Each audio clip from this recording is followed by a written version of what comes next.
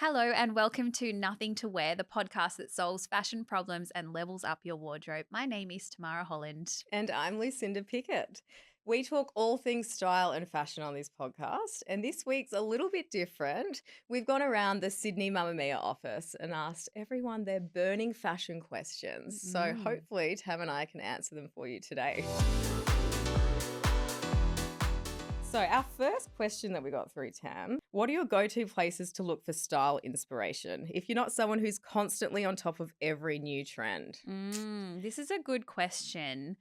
Why don't you kick us off? Because I feel like you're very across trends. And Maybe you have some different points of view or inputs that the average person, wouldn't know about. Yeah, well, and I think there'd be some as well that you'd rely on quite heavily as well. And I think the first one here is what I'm going to suggest is more sort of apps or websites that I use quite frequently with work. Okay. Yeah, so I use them with work, and potentially if you're someone who is more interested in style, or maybe you're a little bit interested to see where trends come from, they could be quite helpful. I think the first one, and I know this is a go-to for you as well, Tam, is Vogue Runway, the app. Oh, I live there. It's sensational. It's my Sydney Morning Herald. Me too. You do have to pay for it. Yes. I will say a lot of people will DM me all the time and say, where are you getting these runway images from? And I'm like, girl, I pay for it. Yes. I think it's like $12 for the first year, $12 USD. And then after that, it's a lot more expensive. Is it? I don't even know anymore. It's like $60 a year or something. Don't quote me on that. But yeah, so you do have to subscribe in the same way you'd subscribe to any other media that is worth the payoff that you get for that, which is access to every single runway show, exclusive content with the Vogue editors, etc. I think as consumers, we're used to sort of paying that fee now with apps. If there's like, I don't know if it's the Daily Mail, not them, but like Washington Post or whatever it is, you sort of do sign up for the app. Yeah. But they're just so good. I always think about the developers on that app. Like they're updating that so too. frequently. Yeah. As soon as a runway show's on, it's boom. It's like updated with all the photos. It reminds me of like my Fashion Week days. I used to go to Sydney Fashion Week when I was like a young fashion reporter, and there would be these photographers there that were like in the pit when a runway show was happening and then running to their station to upload the photos to like Getty or wherever they're uploading them to file them. And I just think, wow, intense. Anyway, what a segue. From a style inspiration point of view, like to come back to this question, like what do you get out of that? It's staying on top of the fashion weeks and the major fashion houses to see what they're coming out with in terms of trends. And I love to see also just what the editors are writing about as well. So it's really a place to stay up to date. Where the next two I'm going to mention, one is Tag Walk, which shows a lot of the trends and reporting. And another one is First View. So these ones, again, you have to pay a subscription. Have you heard of these ones, Tam? I have heard of them, but I don't subscribe. But I want to. Maybe you can get me over the line. So I used to work for an agency called Eskimo, and it was really nice practice they made us do. It was working with Australian fashion designers and doing their creative.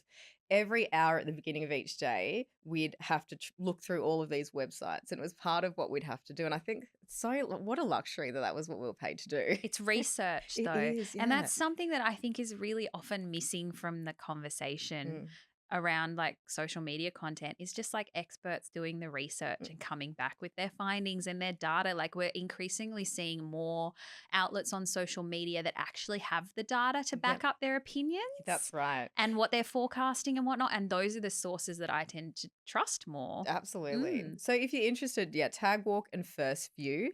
I use First View more for street style, but it's actually the largest runway collection archives. I didn't know that. Yeah. Oh, there you go. And it launched in 1995 by two fashion photographers, like what you were saying, but they've just curated this amazing online archive. So you could type in any designer or a year and you can look at what their collection was. Wow. It's a good resource, that's right. This next one is a little bit rogue, but I love Getty Images. Me too. If you just type in fashion editorial, you get to see a lot of like events that have been happening around the world. So for example, there was recently the Tiffany & Co. Blue Gala Night. So you can see what celebrities and influencers are wearing.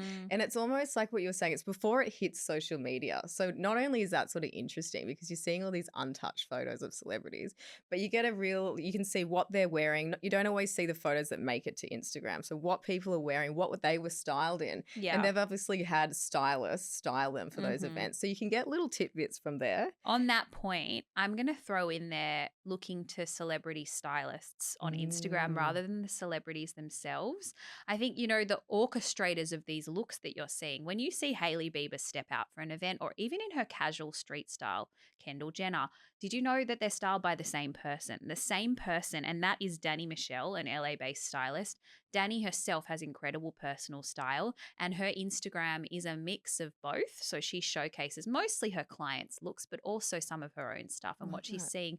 And I just love a little peek behind the curtain of what the stylists, the image Interesting. creators, So what is it? Law Roach? I've been watching Project yes. Runway. I've been catching up with the latest season, and Law Roach calls himself an image architect. Wow. That's what he branded himself as. And I like to think that's because, like, understandably, you're not just a stylist pulling clothes. He is the architect behind Zendaya's image. So isn't that an So interesting thing to have access where to? do you find these stylists? So if you love Oh. someone's style, is it just a bit quick Google search or Yeah, is it? it's a Google search. Yeah. Like, I think so. Like, you can kind of reverse um engineer that question. Like, you could go, okay, I really like Zoe Kravitz's style. Danielle Goldberg is her stylist, and she also looks after Ao Edebiri and Greta Lee. So that's an interesting thing in itself, because you might gravitate towards a certain celebrity style or a certain group of celebrities. Like I said, Hailey and Kendall, and then realize that those two it girls are styled by the same person. So who's the person making those decisions about what they wear on a casual level, on an elevated red carpet I level? love that. Just having a look at whose style you resonate with. Yeah, you do forget that the photos that you see of them on the street grabbing sushi, they are styled 9 times Exactly. out of 10. Exactly. I'm sure there's a whole slew of celebrities who aren't, who they're like iconically, Chloe 7 years is one. I'm sure she has a stylist that works with her, but she creates most of her own looks. Blake Lively styles herself. Mm. So those are the celebrities where you go straight to the source. But Mm. yeah. My next one, I do get asked a lot about where I do get trend reports from.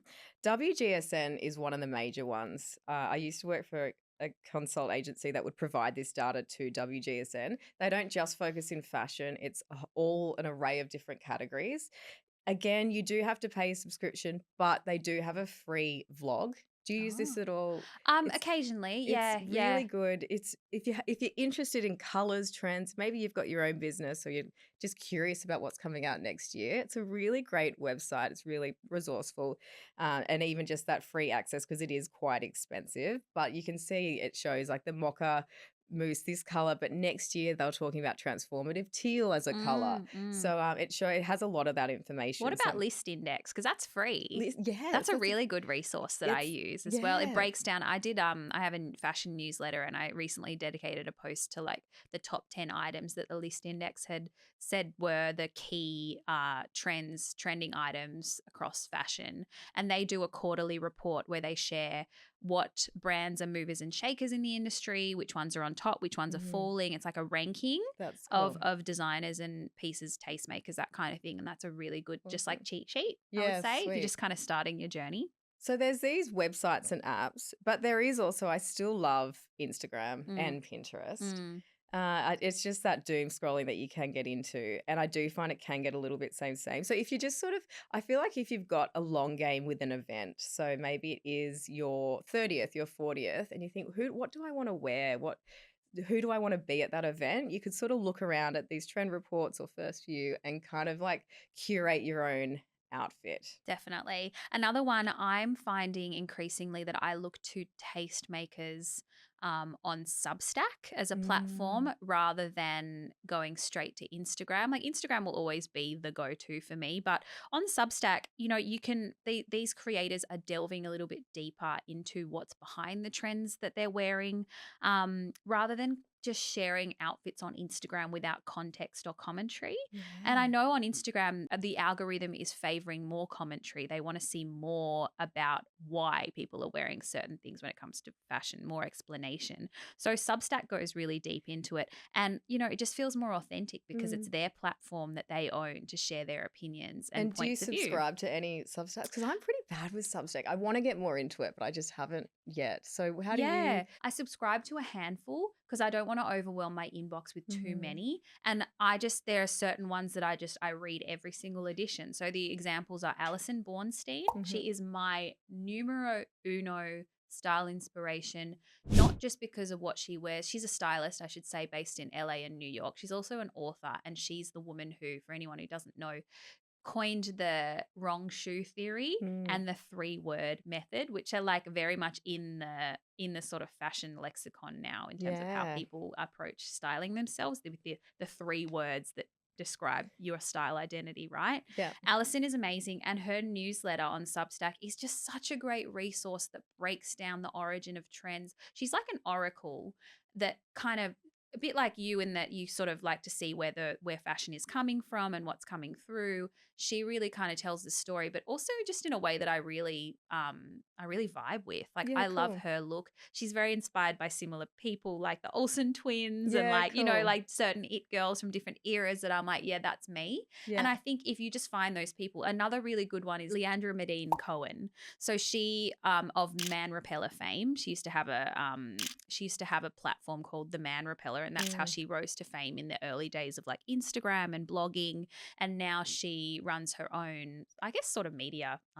She's Yeah. got her own kind of footprint on media, but her Substack is basically just like sometimes she'll really go into what she's wearing and she'll give like a really long explanation for the inspiration behind the look and what she's vibing with. And then sometimes she'll just do like, here's 40 outfits of me wearing jeans in different ways, or 40 Yeah, ways I'm cool. interpreting this necklace trend or something. It's so like, it's nerdy fashion, but I Yeah. love it. I love Yeah. following people like Leandra where it is a bit out there, but you're not necessarily going to wear it day to day, but you can get little bits, little tips and inspiration. Yeah, cherry pick the bits that you like, Yeah. because she's very extreme and experimental, but Mm, you can just take, okay, she's wearing that certain necklace. mm, I can wear that necklace in this way. It doesn't have to be in, yeah, but she's like a very early adopter of trends, if not kind of the instigator of trends. totally. And then there's some tastemakers or influencers that I feel are very much aligned with how I dress. So I Mm, love following them for that sort of day to day and sometimes outside of Australia and Australian influencers as well, because I get me too. like it's where a lot of influencers are wearing the same outfit or they've all been gifted Yes, the I same go. Camilla and Yes, Mark. so true. Which is Yeah. sometimes interesting to see how they've styled that particular dress, but it is nice just looking outside of our Australian For you, zeitgeist. who's your like, okay, if we have to wrap this up, like who are your top 3 that you go to? Maybe we could each list our like faves. I love Rocky Barnes I love how she plays with color. So she's an LA based influencer. I love Sincerely Jules. Oh I've yeah. always You even loved her. look a little bit like Oh, her. that's the most flattering thing you've ever said to me. I'll take it. No, Sincerely Jules, she's petite, Mm, brunette. So like, yeah, tick tick. But it's more like the way that I don't know if you align with someone's taste level and yeah. their style, it's a really great thing to be able to have them as a resource, like I said, to go to when you need inspiration. Like for me, if I can't get dressed in the morning, sometimes I'll just go to her page and be like, what's she wearing? And then get an Yes. idea from that. And like what you said, it's almost like a similar physique helps as It well. does help. So you can see Yeah, what it's going to look like on them. On definitely. home soil, I do like Pip Edwards because she's got that sort of sporty chic aesthetic that I Pip is quite so like. you. Yeah, yeah. You're so similar. I get that completely, but there's that alignment, right? Mm. Next question. How am I meant to look after my clothes? I invest in better quality pieces, but they still depreciate at the same rate as my cheaper stuff. Help. Mm. Hmm. So I love this question because sometimes if you buy something more expensive, it is for the brand and the logo, right? Fair. True. But let's think about why it is more expensive. What makes something more expensive? And it could be the fabric quality. So whether it's like natural fibers, etc. So that should be lasting longer and not, say, smelling as much. The fabric weight, so the thickness of the cotton, construction. Like I always find zippers on the cheap things break really easily. Did But you see that video from, I think it was Wisdom K? Should we talk about this yes. briefly? Because to that point, Wisdom K is a huge men's fashion Millions of blogger. Yeah, followers on blogger, TikTok. huge men's fashion influencer and tastemaker. And he posted a video where he had some new pieces that he'd ordered from Miu Miu, which Mm. is the top fashion brand in the world right now, according to the Lyst Index, and is obviously like high-end luxury fashion. And I think it was a jacket where the button One of the buttons came fell off off. when he tried it Yes. on. He was doing like a let me show you what I bought, and it came off.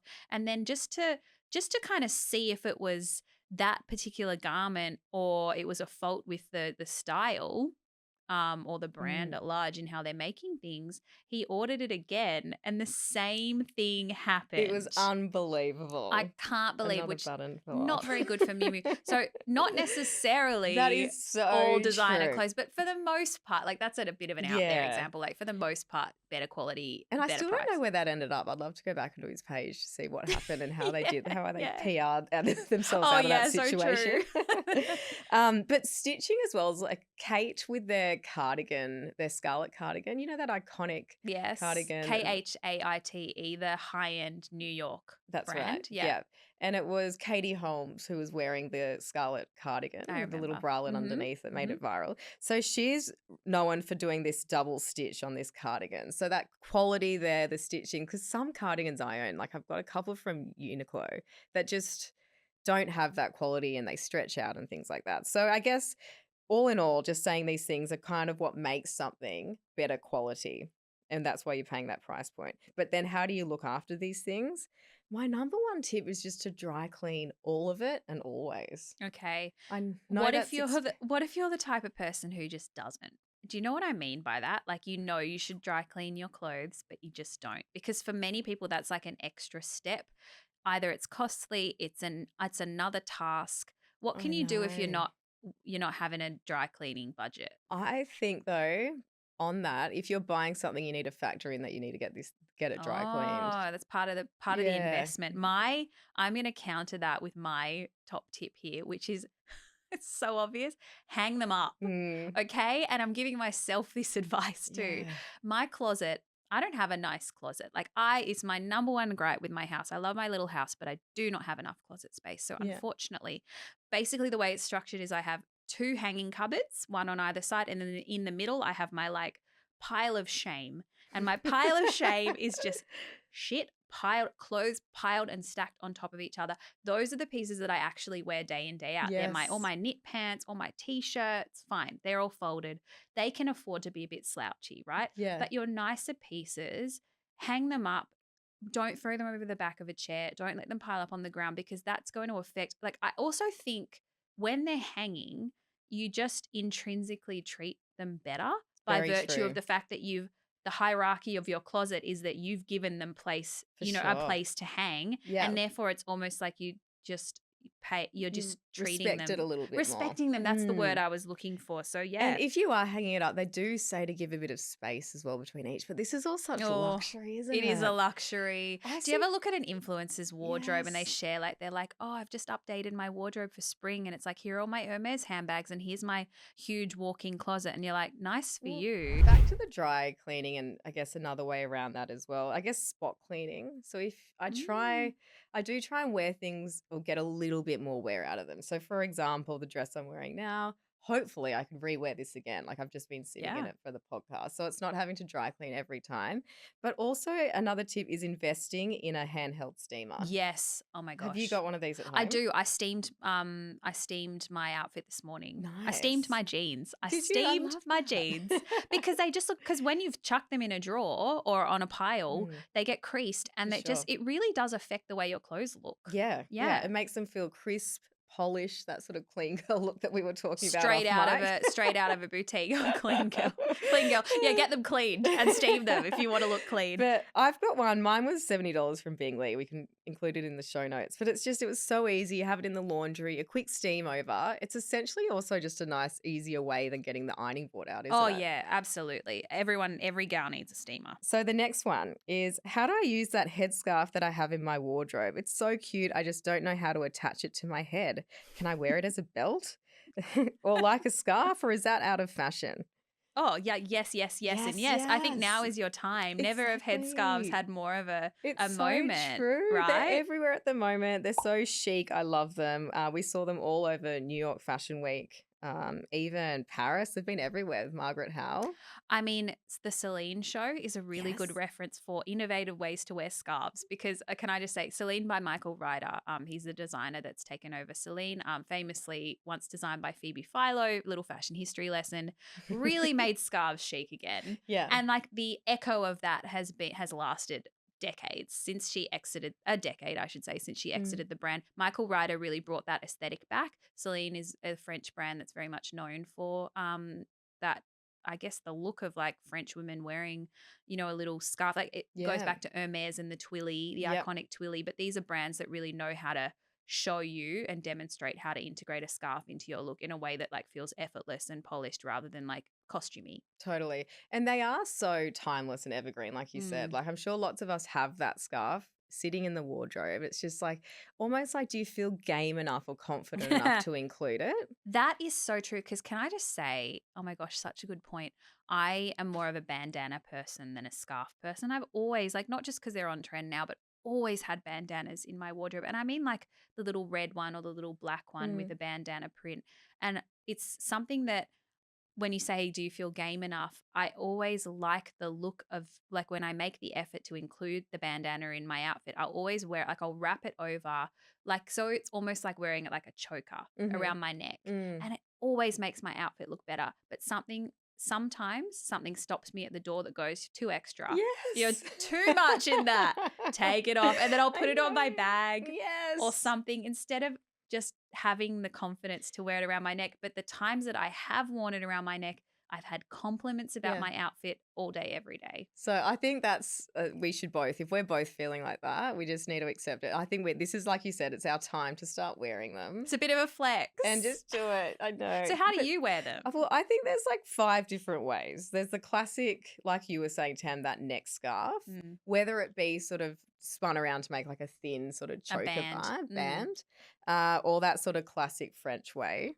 What's the classic French way? I think just having the tie at the front and sort of tied and sitting to the side a little bit. That's such a, like I said, a flex because for me, it always reads a little bit like air hostessy. Oh, well, I was going to Not say always, but sometimes it can. it can feel costumey, or you're trying A to little be bit like you just pirate. got back from Paris or something. What do you think? You're in Paris? Emily in Paris. She would wear it that way. But I also love the headscarf. So I wore one on my head on the weekend. But it can feel piratey. But I feel No, like they look so good on you. How But I you- tried this the other day. I tried it. And my husband was like, "What do you like? Who do you think you are?" And I was like, "I'm trying to be cool, babe." And I took it straight off my head. But for anyone listening who has one and wants to try, get assistance actually tying it at the back, I think. So Okay. doing like fold it into a triangle, you tie it up at the back, but just like help tucking in that bit so there's not the big flyaway bandana look. Do you have it so some of your hair, your part is visible, or is it over the front of your head? It's just over my part, but yeah, it's over my head slightly. Straight hair helps Hair helps with that, doesn't yeah. it? Yeah. So having hairs covering the ears, bandana Yes. over the top. I actually wrote an article for Mamamia about all the different ways that we in the office are wearing bandanas and Oh, scarves right cool. now and different ways to do it. So, hey, if you want a little bit more further reading, Love that. I'll assign you that article. And also, of course, the bag accessories, like you said, that's like the easy, low-hanging fruit way to include a scarf. Yeah.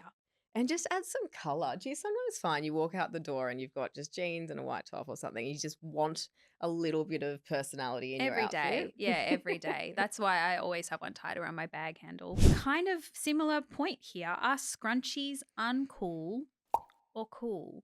This was a little bit random to me. I see them, like, firstly, I'm a little bit indifferent, to be honest, about scrunchies. But I think You don't have there's- strong opinions. A scrunchie's a scrunchie. Like, I do think there's... It's a it's Okay. a loaded item. It has a Okay. bit of baggage. I appreciate that. There is some nostalgic charm to a scrunchie. But the question being, are they uncool? It's the irony is the first podcast I did with Nothing to Wear was about what makes something cool. And I really do think a scrunchie, it's just who's wearing it and how you've styled it. What are your favorite shoes that are comfy enough to stomp 10,000 steps a day in that aren't sneakers? Okay, this is a very subjective topic is. and it's an issue because I have said a million times, if I've said it once, I've said it a million times, I'm an open toe shoe person. Mm-hmm. I could comfortably be in slides or thongs all day, every day, and I am. And I wrote an article for Mamamia a few months ago about how when I was in Europe, I wore these like jelly strap flats from Bellini, jelly strap thongs all day, every day, walked 20,000 steps a day. And the people came for me. They were like, irresponsible. No, you Wow. didn't. I don't believe you. And I know I legitimately did. I Yeah. have the proof on my camera roll that I did, and they Yeah. didn't break, fine. And some of them would break, sure, that's fine. Mm, But like I think it just depends I what agree. your definition of comfort And is. I read this and defaulted to a vacation. You're doing the steps over in Europe, but this could be someone walking around the city, right? And you might True. have to wear a certain style of shoe. So Okay. my head went to, yeah, vacation shoe. I love a Hermes Sherpa, which I was wearing before earlier, which is a sandal slash slide. These ones are obviously quite expensive, but there's different alternatives out there. Have you But had the return on investment from buying those? 1,000%. Yeah. They're my absolute go-to shoe. I've walked thousands of kilometers. They're kind of like a really extremely high-end version of a Birkenstock. That's I just want right. to make the point that Birkenstock, if you like, yes, you could go to the boutique, one of the boutiques in your town, Mm, and they have like a decent range. mm, But the international boutiques and the online stockists for Birkenstock are where you can get some of the more elevated styles. mm. So I know Net-a-Porter has a small range. I think Farfetch has the biggest one. Yes, yeah. If you go on there, you can get the coolest suede. There's I velvet love. ones. There's ones with like chic gold buckles, like rivets and studs on them. So Yeah. just like have a look through that, because in terms of a comfortable shoe, you can walk all day. And Birkenstock are like the OG. Isn't it funny how they've become they've become cool again? Oh, The Birkenstock. 100%. Yeah. They have a range called Birkenstock. I think it's called Birkenstock 1974. Mm, Maybe it's definitely like a decade. And the Birkenstocks are over $1,000. mm. That's like their luxury Yeah, right. range. Well, they were also another one of mine, the mules version, like you said, the suede Yes. Birkenstocks. I Oh, like love the them. one that's like a closed toe Closed clog toe. sort of So vibe. yeah, I love a Yeah. sandal where like the Hermes, because it's got that exposed heel. So there's not that risk of something rubbing. But if you don't like an open toe, unlike yourself, Tam, the mule is a really good option. And Yeah, that's hide actually your probably toes. better for me hiding the toes if I haven't had a petty or something like that. Oh, I just don't care. I'm like, I'm on the beach all day. It doesn't matter. I actually live in Alice May, an Australian brand. They have their footbed sandals. Mm. They have countless designs, and even though we've gone towards more of a thin strap sort of season with thongs trending, I think those chunky sandals in leather Oh, yeah. are always going to be stylish. I don't think they're ever going to be like out, so to Agreed. speak. I have a pair like padded black leather, two straps, kind of again like a Birkenstock vibe, and I just wear them all year. So that's a good tip. But then Love. in terms of thongs, there has been some advancement in like cool thongs that have arch support. Because when the people came for me when I put out that story about my clear thongs, they were like, "Where's the arch support?" I was like, "Good Mm. point. I guess from an orthopedic point of view, I could be more responsible." So they have, there's a brand called Twoobs Okay. that has recently launched a thong called the BFF. And apparently you can comfortably walk 20,000 steps a day in those. Yeah, They have cool. thousands of good reviews. And also Archie's is another brand that does like kind of like Havaianas, but just with that added arch support. Nice. I love that idea and probably something we should think about. Goldilocks underwear recommendations, please. I'm not a G-banger gal, but also sometimes find high coverage briefs give me a weird shape under my midi skirt. So specific. Yeah, do you know, I actually put a Q&A out on my Instagram last night and a couple more questions came in about underwear. Underwear. Yeah, So it's a it hot is a topic. thing. Yeah. Where do you go to? So you know the saying that you wear 10% of your wardrobe 90% of the time. I feel I am like that with my underwear, even though I've got some really nice things. Even though it's clean, fresh underwear, I'm always wearing bonds. I find that they've got the seamless bikini, the boy cut, the G-string, all the different types. It's affordable. It's 3 for $39. And it's just the accessibility of underwear. You can get it from Woolworths. You can get it from Big Yes. W. So if I'm just there, I just grab it. They've got a good strategy with where they put their Yeah. product, don't they? Yeah, I love Bonds too. I'm going to throw in there Step One has excellent underwear. That's If you okay. haven't heard of them, No. simple, like for me, simple black undies. I mostly wear black undies in all cuts. And then another favorite brand for me is Booty. I love we've both said booty. We've both put Booty on our Yes. little document, our little notes. They do seamless styles in bamboo, Yes. which is like cotton but even softer. It's really nice. Yeah. And the high cut full brief as well. And they're about $20 a pair. So not like overly. I think that's good because I mean it's an undergarment you're wearing all the time, right? Mm. I've got styles from both brands, Step One and Booty, that like I don't think you should disclose how long you've had your underwear for now that I think about it, but let's just say I get a lot of wear out of them. Wash and wear, wash and wear, wash and Yeah, wear. great. Yeah, yeah. Another really nice brand, an Australian brand that's come out recently is called Nala. Yes, And yes, amazing. it's that, you've got that internal battle where you want to sort of just practical, easy to wear, comfy undies, but you sometimes want it to be a little bit sexy. Yes, I feel like Nala hits that balance really well. yes. I also go to Cotton On Body a lot. Oh, I yeah. honestly like their underwear is good. Like they've Mhm. studied, they've done the work. They have so much range, they're on trend. Yeah. But if you just want basic, affordable undies, nothing wrong with that. And I think the tip for that is a high cut leg finish, so high waisted, high cut leg Yeah. to stop any sort of seams, and seamless if you can get that. But if you're not a G-string gal, try and get a high cut leg. So there are our tips and tricks within fashion. Why don't we move into bougie and budget? Yeah, I feel like we've solved a few We've done a dilemmas lot. there. Yeah, hopefully that helps. Hopefully it helps. Please do send us if you have questions. DM us, across all our channels. Hit us with a note, an email, whatever you like, a strongly worded letter. Let us know what you want to hear, and we'll do another one of these. We'd and love to do that. And at any time as well. All right, so our bougie and budget this week. Tam, what's your bougie? I'm actually wearing my bougie today. Ooh, Don't you love that? When it yes. lines up. So my bougie, okay, just a bit of history. If you know me, you know I love a statement collared shirt, like a Mhm. short sleeve shirt. It's kind of just my go-to piece, especially in summer when I want to look elevated but still relaxed. So I've got this like growing collection of these shirts, and I was looking for one in a lace or this is actually a broderie anglaise. Like It's gorgeous. it's really pretty. It is a white shirt in a sort of resort style. It's not a print, but it's got like flower detailing on it woven into it, and then these kind of mesh panels. It's really hard to explain now that I'm trying. Let me tell you where it's from. It's from Morrison. Okay. Morrison is an Australian brand that just does a great shirt. Like they do everything else in your wardrobe, but they nail a shirt. So it is called the Marnie Anglaise shirt. It's $299. So it's not a cheap shirt by any means, but I can definitely attest to the quality of Morrison's pieces. So my bougie this week is actually a silk scarf, since we were speaking of scarves. It's this Angus the Label silk scarf here. It's $109. So for a silk scarf, but how amazing is this print here? Can you Perfect describe for it to summer. us? So it feels like Positano in a silk scarf. So it's got like a little sardine. You can imagine like cartoon drawings on a silk scarf. It's got a little sardine tin, little chilies, They're a like crab. It's a print that's been like it's a painting that's been like printed. illustration. It's beautiful. And it's just really fun for summer. And I love it. It's sort of the size as well, where I can wear it as, I've worn it a lot as just a bag accessory, but as a bandana as well. She's putting it on her head, everybody. There it is. But just so fun for summer. I really, really love the print. I haven't heard of Angus Angus the the Label. I'll have to Label. check them out. Yeah.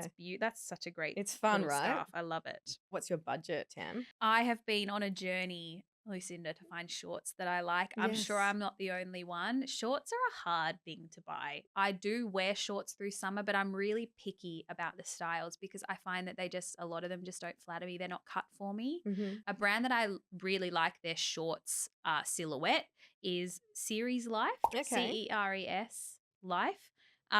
They have a style called the Mila short, MILA. It comes in lots of different colorways and prints. It's a really nice roomy cut in a nice soft cotton. And I got the gingham, like brown, white check gingham. So they're a little short, like, is it almost boxer short style? Yeah, almost boxer short. But these are more like tapping into that trend that I'm seeing for shorts that really do kind of give pajama short, but in a cool way. I'm very into that. Me too. So yeah, they're gingham, and I think they also have a red gingham pair, which is really cute. And maybe Awesome. green as well. Yeah. But they're $60, which I Cool. think is pretty good. What's your budget?